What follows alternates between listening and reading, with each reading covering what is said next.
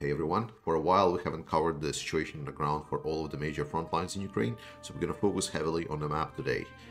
At the end of the video, we're also going to be talking about what kind of support Ukraine can expect from its Western allies and what challenges the newly mobilized Russian troops will bring to it.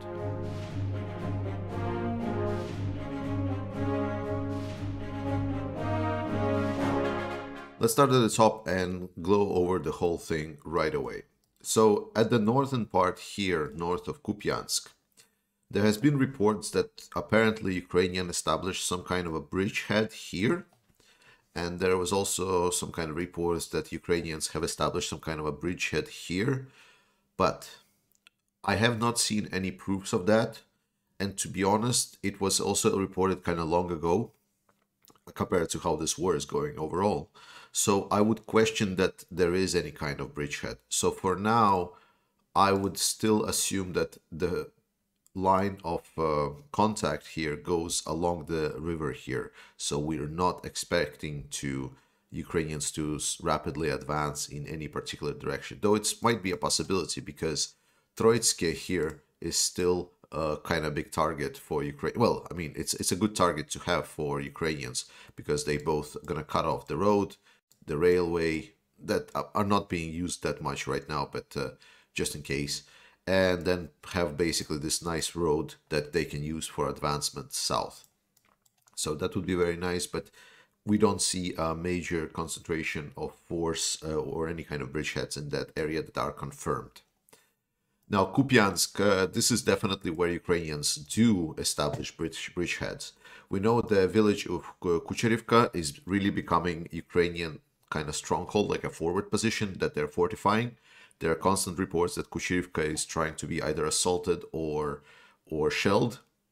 And this is also has been the reports from the past days that Russians tried to counterattack and retake some of the positions. They were not successful. Ukraine also pushed a little bit south to expand their positions, but it does not seem that they are pushing right now to completely overtake or do a coordinated assault yet. They're just trying to win some space by slow tactical positional battles. So here we expect Ukrainians to have a bridgehead that will then help them advance. Now, let's talk about the Borova bridgehead. For a longer time, people have been claiming that there is a bridgehead in this area, and there was indeed bridgehead there that I definitely was clear about. However, over the past more than a week or so, I have not seen any major proofs.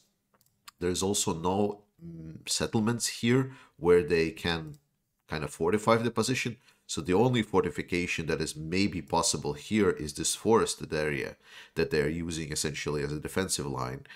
But again, there has not been any kind of visual proof or pictures, and none of these villages are taken. So there is no on-the-place confirmation that Ukrainians indeed have a bridgehead here. So for intents and purposes, I will consider right now that here Ukraine do not have a bridgehead in this area, and this actually should be all red essentially going along the river here as well. And then obviously I also think that maybe a possibility why Ukrainians would want to fall back maybe a little bit or have a smaller bridgehead here is because of the success that they're having at the south. This is where the more combat-ready forces of Ukrainian army has appeared, and they're doing good progress. And this is the war that we should expect. It's going to be long, bloody, tedious. I know that Kharkiv offensive got us going, but we need to slow down. This is going to be a long war. It's going to be very, very bloody, and take it slowly and surely. It's going to be good. Ukraine has had a very strong success in Vovchi Yar square. Like this is the Vovchi Yar square. So it's about this Piski, Malivka, Ritkodub, Seredne, and yeah, about well, you can put it like this. So this area here, this is not the actual map. A lot of people are drawing that right now. It's about this, which is quite accurate. This is Ritko Dub now is also Ukrainian, and then some people say that Zelena Dolina is Ukrainian. I put it as a contested for now. I haven't seen it reports of being taken. So basically, the most important part is that Ukraine was able to advance along the road to get to Ritkodub. They are now sieging Pisky, Radkivsky, and we also know that there is some fighting going on here. So this means that Ukraine is slowly but surely expanding their position on the northern side, well, or of this Liman area, which is great because this will allow to get to Borova and maybe even skip Liman as a defensive line altogether and maybe just expand on this area. So that is very good for Ukrainians that they're advancing in that direction. And more importantly, they are also trying to move southward to then help collapse the Drobyshevo-Liman line that the Russians have here. And in the past days, Drobyshevo-Liman was also quite a very tactical fighting that was going on. So the first things first, couple of days we received notifications that Liman was assaulted from the western and northwestern part.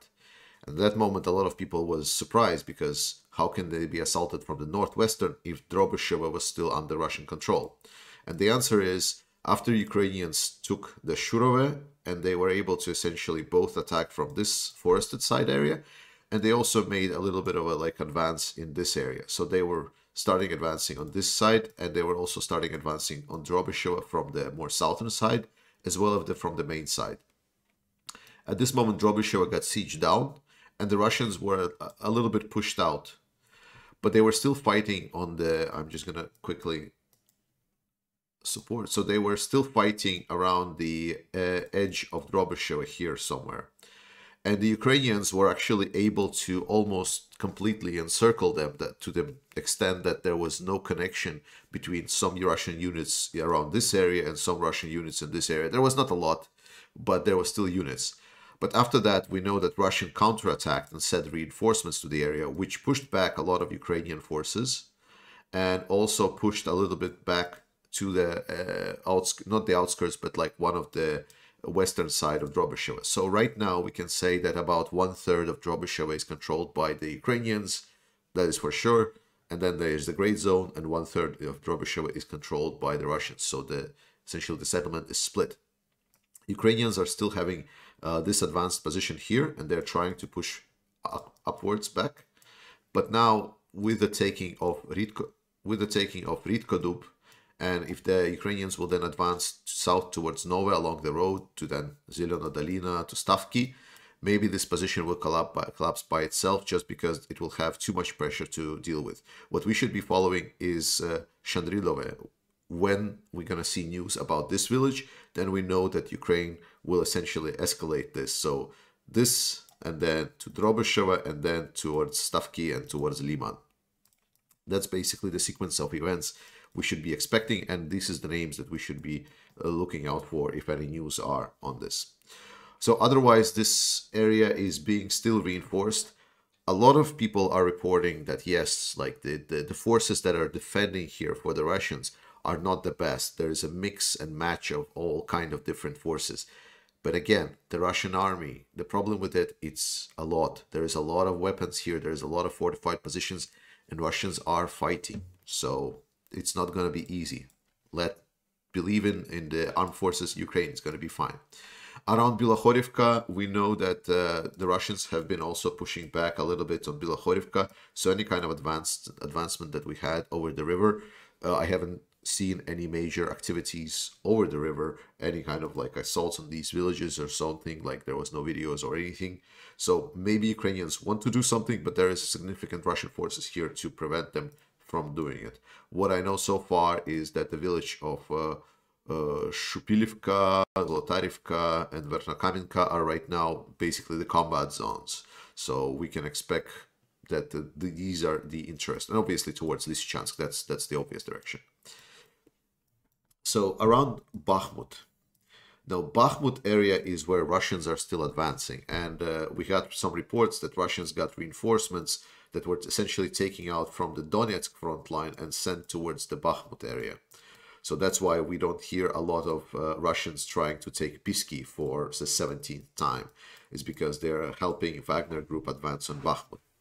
And Bakhmut is is hard. It's a hard position to be in for Ukrainians. There is a lot of firepower. This is pretty much the only place on the whole front line where Russians still have this artillery supply advantage, and they are essentially doing their common tactic with essentially destroying everything before their advance.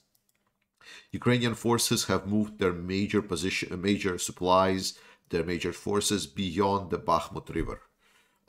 We thought that this would mean that the Russians will just advance forward and essentially we're going to have a split city along the river. However, it was not the case, and while the supplies and major equipment has been moved towards the western side of the Bakhmut, Russians claim that they advanced towards the Bakhmut, only for Ukrainians then claim that they have counterattacked and retaken some of the positions around Bakhmut.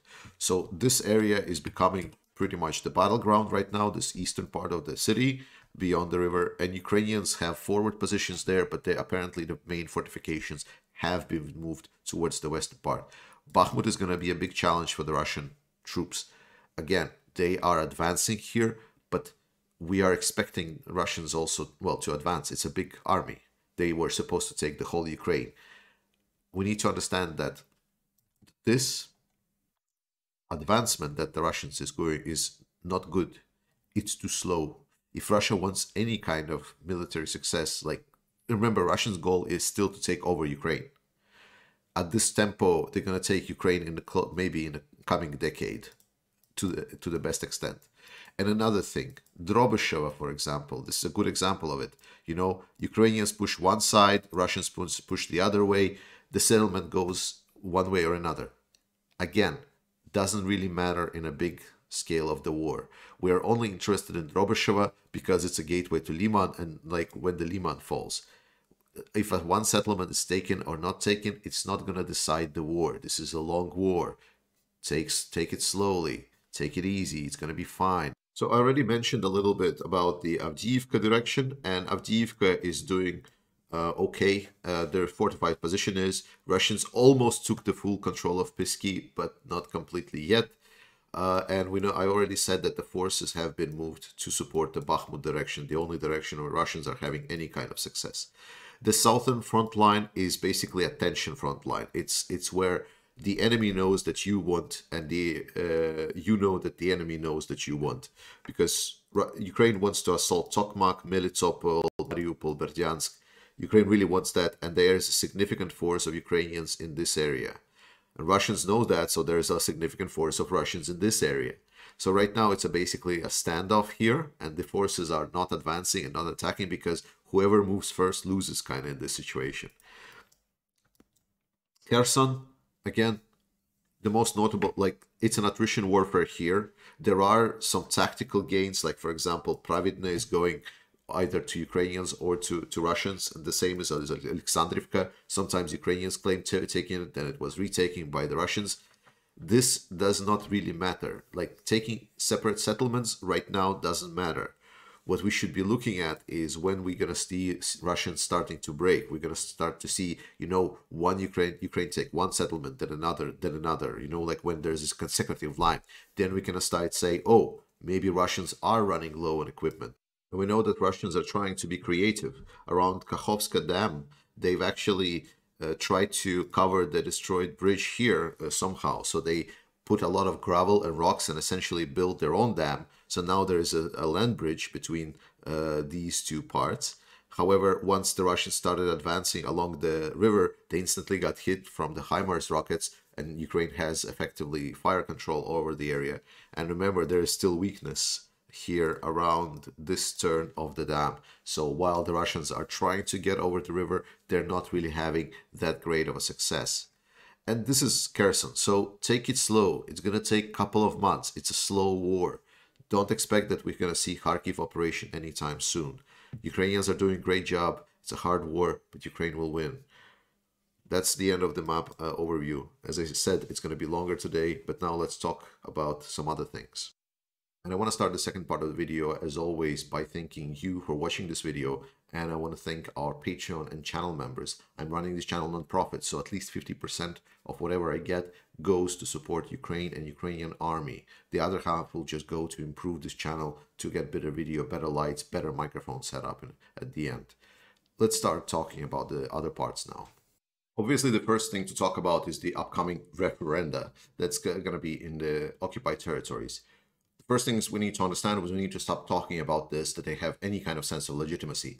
I know we know that, but we need to stop thinking that there is anything. Like whenever someone says voting, or even better, what Reuters said, that Ukraine is claiming that people in these occupied territories are being forced to vote. Like the sentence is this doesn't make any sense, because like voting means something, right? There is a situation where voting means completely nothing. I mean, Russian citizens can vote. Like that's the situation. On the occupied territories, Russian citizens can vote. There was a video where a Russian journalist, essentially with a Russian passport, went in and then like put in the vote, and then they put it in a bin. Apparently there was supposed to be some propaganda video without even thinking how stupid it was. So that's the referenda. Then the second part, the thing that Ukraine probably struggling so far the most, is the Iranian drones, the kamikaze drones that are being sent. The good news is that these drones are kind of big, and apparently there was some kind of scheme that Ukraine did with Israel, and Israel apparently tries to supply Ukraine with some kind of anti-drone weaponry. Just yesterday or a day before, Ukraine actually was able to destroy like 4 of these drones at the same day. So they're definitely learning how these drones work, and I'm pretty sure Ukraine will adapt. And while this is a problem for now, and there might be a problem here and there, again, in the large scale of the war, it's not going to be big impact. So despite whatever Russia says. Then we need to talk about the fact that the NATO is promising more supplies for Ukraine. And it's a hard topic to talk about just because everything is classified. So I cannot even say what kind of NATO, or anyone actually, without any secret like underground knowledge about what's being supplied to Ukraine, can actually say what has been actually supplied to Ukraine. We're talking a lot of times, what is Germany doing? And I'm really hoping that Germany is preparing to supply Ukraine. That's a big topic. This video is going to get a little bit too long. If you want me to talk about Germany, I will make a video, but I think on my community page, we already discussed it quite a lot. So if you want to join the discussion, please drop in there. People are super friendly and so on. That's what we can expect. We can expect that the NATO allies, at least claimed by Jens Stoltenberg, that the NATO allies will increase their supply of weapons to Ukraine, which is good, because Putin essentially, by declaring mobilization and saying that he will annex the territories of Ukraine, he crossed any kind of potential for negotiated solution. That's it. Like basically Putin said, we fight until the end. And if before in the Western hemisphere of the world, like where we are trying to build our own societies, where we talk about and we try to settle problems, Putin said, no, let's fight it out. I'm going to kill everyone. But what the mobilization will bring to the table? Well, it's going to be a big topic on its own, and I think I would like to talk about the potential of it once we see some first of these troops on the ground, and they're going to be coming soon. There's a lot of indicators that these mobilized troops are not going to get major training at all. And these troops are shit, like even more shit than a lot of the other Russian army troops that we're talking about. They are fat, they are late, like people that were definitely not ready. They're gathering almost everyone. There are multiple reports where just people randomly are being picked up off the streets and sent to the front lines without even having any kind of major military profession or experience. And this means that Russia is just expecting them to die until they can prepare some kind of a new line of troops. So I believe that the first troops that they're gathering right now, they're going to be sent to reinforce the Liman line, or beyond the Liman line, the Svatova line, like on the Lysychansk and Severodonetsk, because the Russia's troops are struggling there. They're holding their positions right now, but it's not easy for them at all. So we can see a lot of very, very dead mobilized troops quite soon. They're going to become a bigger problem later on just by the sheer of numbers of them, and Ukrainians are aware of that. And finally, I want to end up this video very quickly talking about the controversy around the channel. Some people have expressed discontent with me, saying that I'm critiquing Russians a lot, that I am essentially trying to push Russians to be against Ukrainians, that there is some kind of a big challenge. And the answer to that is no, I want Russians to be against Putin. And also, I think it's great that people disagree with me. That is good. That is called democracy. That is what we are able to do in democracy. We're able to have opinions, our own opinions, and disagree with this. And on this channel, I'm gladly sharing my own opinion. And I have strong beliefs that I will stand by for. This is how democracy works. If we try to just be a subject to a single opinion, that is not democracy. That is what Russian state wants. It wants to remove any kind of opposition of thoughts. So I encourage and I very much welcome that people state their own opinions on this channel. It is great. I'm really happy to see democracy at work. What I'm not happy to see is when people start defending something that is indefensible, especially when they're starting defending killing of democracy. My problem with a lot of the Russians and a lot of the Russian arguments is that they are targeted to subjugate and completely ruin whatever the democratic values we are having. They don't want us to have the freedom of speech. They want us to have one correct opinion, or maybe two correct opinions that they find it suitable. That is the issue that I see with the Russian narrative and the Russian state. And this I will fight to the end of the days, because I believe in democracy. I believe that we are able to disagree each other and share our different opinions and make our own statements. That's good. However, disregarding democracy and not giving a right to speak up, that is something I can never accept. Thank you for today. See you next time.